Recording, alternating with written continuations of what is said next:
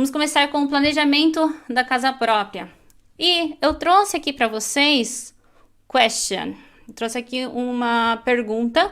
Inclusive essa pergunta ela cai na prova de Financial Planner nível 3. O Flat 35 é um financiamento de juros fixos e quem decide o valor dos juros é a instituição financeira. Certo ou errado?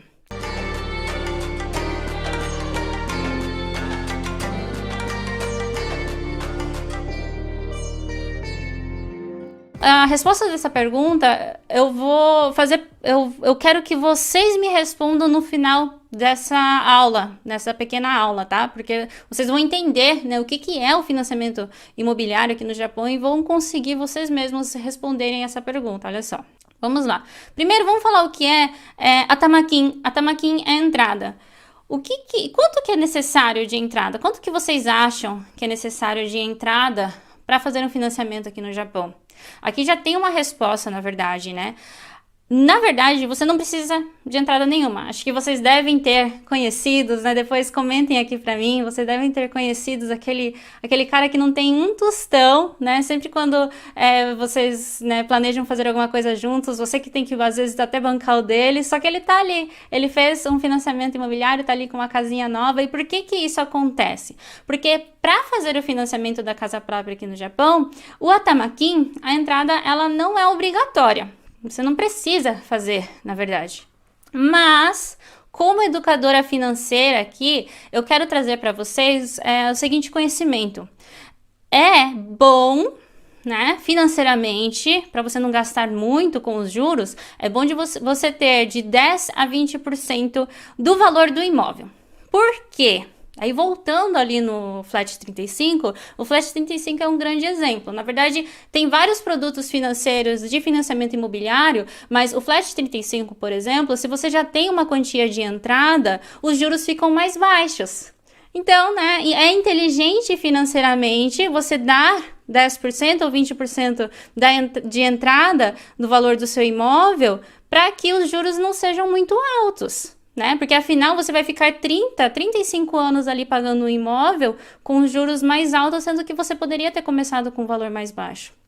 Então, e outra questão, é interessante vocês terem pelo menos 10% do valor do imóvel também para despesas extras. Né? Primeiro a gente precisa pagar taxas do financiamento, do próprio financiamento tem taxas, tem outros gastos que vocês vão querer, vocês vão para uma casa nova. Vocês vão querer ter móveis novos, então deixa ali reservado também um valor para que você não precise fazer outro financiamento, sabe? E pagar juros mais altos ainda só para, né, se satisfazer naquele momento.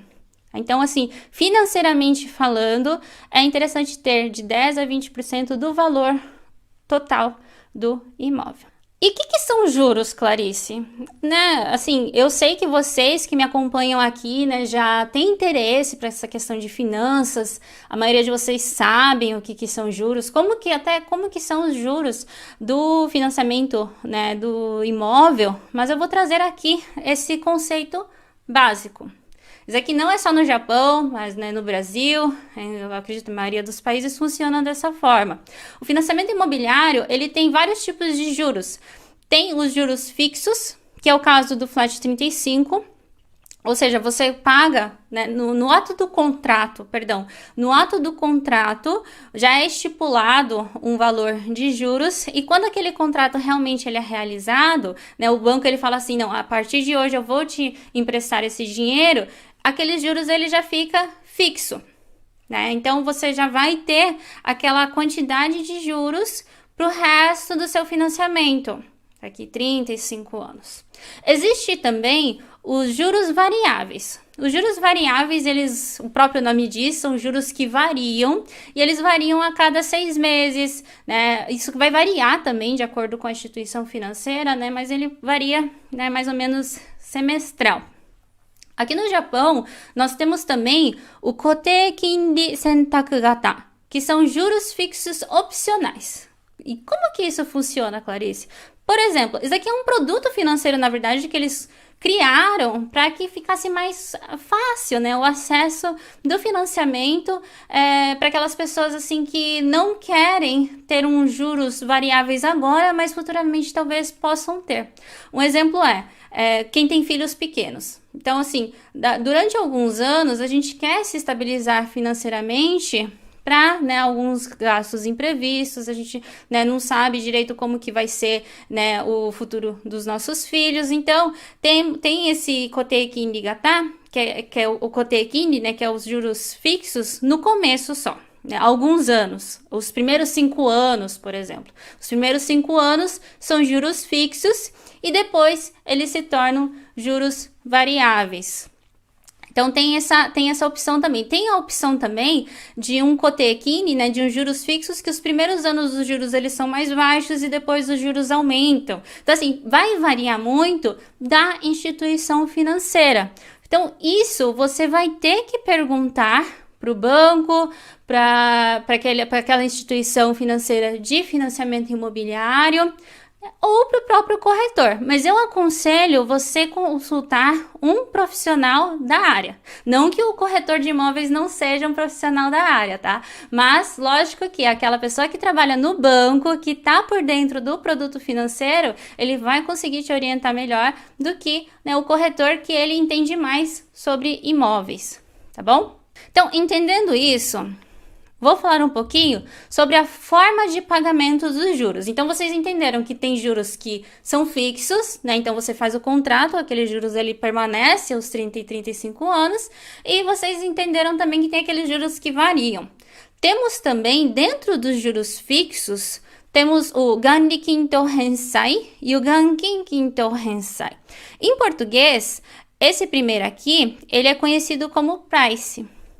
E o segundo, ele é conhecido como saque. Quem tiver interesse depois pesquisar outros vídeos em português, vocês podem estar pesquisando por essas palavras. Mas em japonês, e isso é importante, viu, gente? É importante vocês saberem essas palavras em Nihongo. Porque, afinal, quando você for fazer lá o seu financiamento imobiliário, não vai estar em português. Às vezes vai ter um profissional, né, um tradutor, mas ali escrito, né, no contrato vai estar em japonês. Então, eu trouxe aqui para vocês os kanjis que vocês precisam aprender.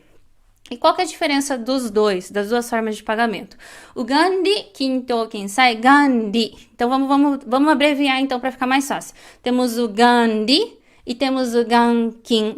O Gandi, você vai pagar o valor total. Tá? Não só o valor que você precisa devolver do financiamento, mas os juros também, você vai devolver ao longo dos 35 anos um valor fixo. Por exemplo, 50 mil ienes por mês, 80 mil ienes por mês, 100 mil ienes por mês. Então, você vai devolver num valor fixo. E se a gente for ver mais detalhado, aqui ó, olhem aqui o desenho para vocês entenderem um pouquinho melhor. Se a gente for ver mais detalhado ainda, a boa parte daquelas primeiras parcelas do financiamento, você vai estar pagando juros. Então, você meio que paga os juros primeiro, para depois, lá na frente, você realmente devolver o seu financiamento. Já o Gankin, ele funciona como? O capital, ou seja, aquele valor que realmente você pegou emprestado, você vai pagar de forma fixa e de acordo com esse valor que vai ser pago os juros. Então, as primeiras parcelas, elas costumam ser mais altas. Então, dá a sensação de que você está pagando mais no começo. Mas, olha a dica aqui. Prestem bem atenção. Desses dois, o que você vai pagar menos juros é o Gankin. Gankin. E olhem só, é o kanji de okane, né? Esse kanjizinho aqui, ó, é o kanji de dinheiro, de ouro, na verdade, né? Então, ó, uma forma de decorar é assim também. O que vai sobrar mais dinheiro no seu bolso é o Gankin, tá bom? Então, quando forem fazer um financiamento imobiliário da sua casa, peçam para que te deem esses dois orçamentos, tá? Peçam para que te deem esses dois orçamentos. peçam para que eles deem também o orçamento com juros, para você fazer também essa comparação dos juros de cada um. E vocês podem ter certeza que o ganquinho, ele vai te sobrar, tá? Mas você vai ficar com mais dinheiro no bolso no final. E vamos falar um pouquinho do Flat 35, então. Então agora vocês entenderam que tem os juros fixos, temos os juros variáveis. Dentro dos juros fixos, temos duas formas de devolver esse financiamento. E como que funciona o Flat 35? O Flat 35, ele é uma hipoteca, né? Ele é um financiamento do Jutaku Kinyu Shien Kiko, que em inglês é Japan Housing Finance Agency. E é como se fosse, não é bem uma empresa do governo, né? Uma instituição privada, mas ela é como se fosse do governo, sabe? Eles criaram para que as pessoas de baixa renda, aquelas pessoas mais vulneráveis, tivessem uma facilidade maior para fazer um financiamento imobiliário. Por isso que eles têm essa conduta de prazo até 35 anos e um valor fixo. Então, ele é bem simples de entender. Os juros são fixos e o financiamento é até 35 anos. Mas ao terminar, a pessoa tem que ter menos de 80, tá? E os requisitos é que a casa ela tem que ser a moradia, né? Jutaku significa o lugar para morar, então você não pode fazer esse financiamento para um imóvel de aluguel, por exemplo. Você precisa morar ali, ou seja, você precisa transferir o seu Juminryo para lá, para falar assim, não, eu moro aqui. Você precisa ter menos de 70 anos também para fazer esse financiamento e tem que ter o visto permanente no caso de estrangeiros. Aí, aquelas pessoas que têm idade um pouco mais elevada, o Furato Sanjugo é possível também fazer o Oyakorire, onde o financiamento ele é passado meio que pai para filho, sabe? E o valor tem um valor teto de 80 milhões de ienes. Então, como eu falei para vocês, é para aquelas pessoas mais vulneráveis. Então, uma casa assim de luxo também já não é possível fazer através do Flat 35. Aí, só com isso, olhem só com isso vocês já vão conseguir responder essa pergunta. Tá? Vamos aqui raciocinar um pensamento lógico. O Flat 35 é o financiamento de juros fixos e quem decide o valor dos juros é a instituição financeira, certo ou errado? Por o Flat 35 ser meio que do governo, né, dá aquela sensação de que os juros são eles que decidem. Realmente, os juros base são eles que decidem, mas quem realmente estipula, né, o valor dos juros é cada instituição financeira. Por isso que eu falo para vocês sempre fazerem uma comparação de banco para banco. Mas como os juros base ele é mais ou menos o mesmo, normalmente os juros acabam sendo que iguais de instituição financeira para instituição financeira. Queria trazer um pouquinho para vocês hoje também a questão da amortização.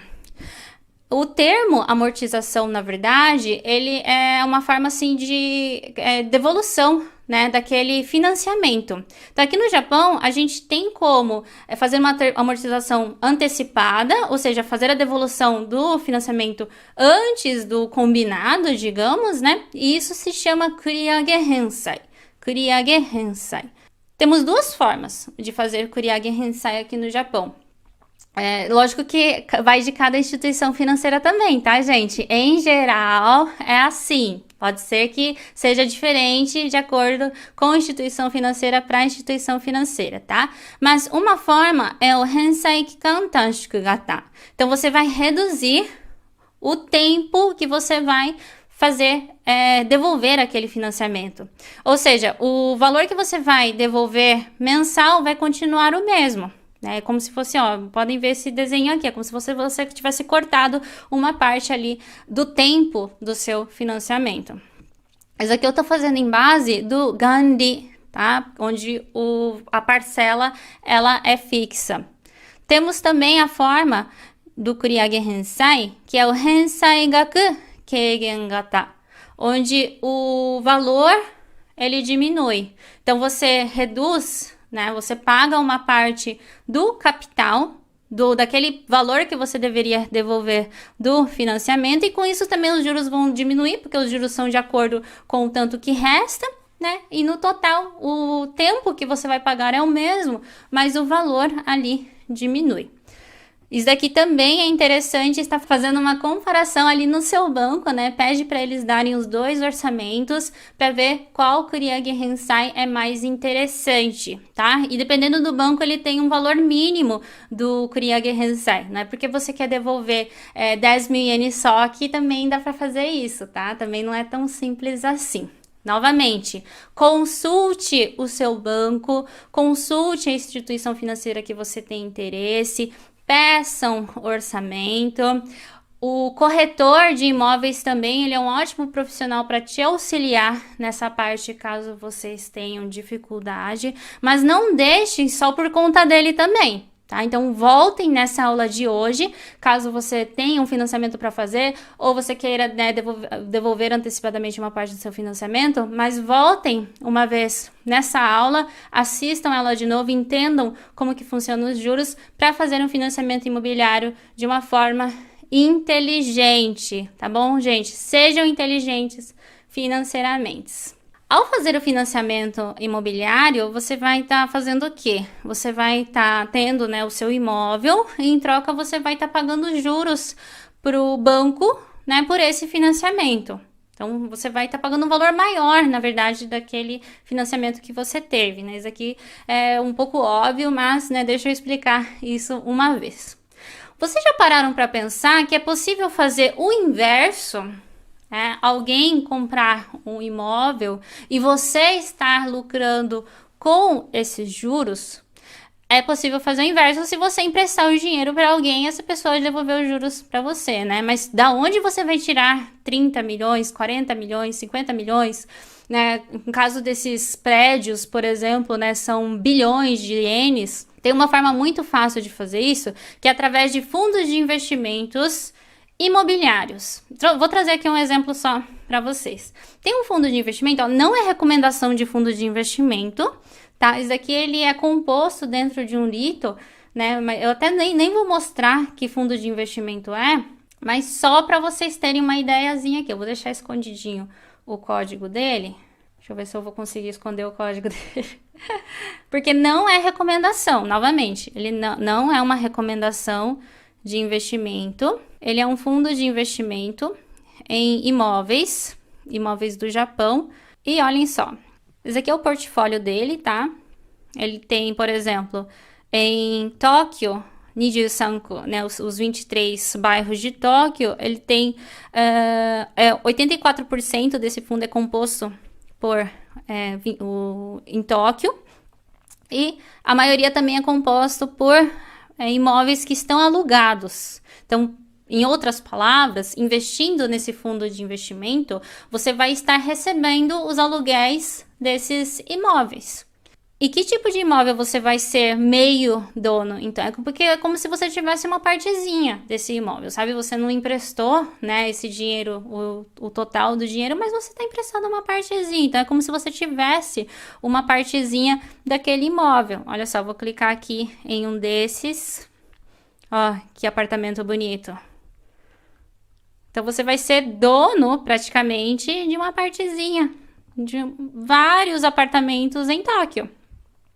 Daí, né, não vou trazer detalhes desse fundo de investimento, mas a maioria dos fundos de investimentos, e principalmente esses que trabalham com aluguéis, ele tem uma porcentagem de dividendos onde eles distribuem todos os meses. Por exemplo, esse mês a gente vai devolver Hakuin de dividendos. Então, do valor que você investiu, uma porcentagem volta todos os meses, como se fosse um aluguel mesmo que estariam pagando para vocês. Então, paralelamente, né, o que eu queria trazer hoje também, ao fazer um financiamento imobiliário, né, porque às vezes realmente, se colocar na calculadora, aqui no Japão, como os juros são muito baixos, se colocar na calculadora, às vezes realmente compensa mais você ter um imóvel do que morar de aluguel. Tem outras questões também na questão da velhice, né? Isso aqui eu trouxe em alguns outros vídeos para vocês, mas paralelamente então, né, já que às vezes o financiamento imobiliário, né, não tem como fugir, paralelamente já comecem a investir, sabe? Não só paguem os juros para o banco, mas sejam um banco também. É esse mindset que eu queria trazer para vocês hoje. Clarice, como que eu faço então para investir em fundos imobiliários? Abra uma conta em uma corretora japonesa. Quem é residente no Japão, tendo visto mais de 3 meses, qualquer um pode abrir uma conta em uma corretora aqui. Abra uma conta em uma corretora japonesa. Lá vai ter os Toshi Shintaku, que são os fundos de investimentos em imóveis. Eles são conhecidos também como REIT, que é REIT. Então, você clica lá na parte de fundos de investimentos e fundos imobiliários e vejam qual fundo te agrada mais. Né? A gente tem fundos, assim, igual eu mostrei para vocês agora, que são fundos de aluguéis. Tem fundos que são de soco, que são de barracão, por exemplo. Então, tem vários fundos de investimentos de imóveis. Não só fundos de investimentos em imóveis, mas outros fundos também, tá? Espero que tenham gostado dessa nossa mini aula e aguardo vocês em outros vídeos também. Eu sempre esqueço. Se inscrevam no canal, dê o like, tá? Se você ainda não é inscrito no canal, se inscreva, porque aqui só tem informação boa, principalmente para quem é residente no Japão ou quem pretende vir para cá. Dê o like nesse vídeo porque ajuda bastante, ajuda a distribuir o vídeo também, tá bom? Obrigada a todos que estiveram aqui ao vivo e quem está assistindo depois também. Muito obrigada. Arigatou!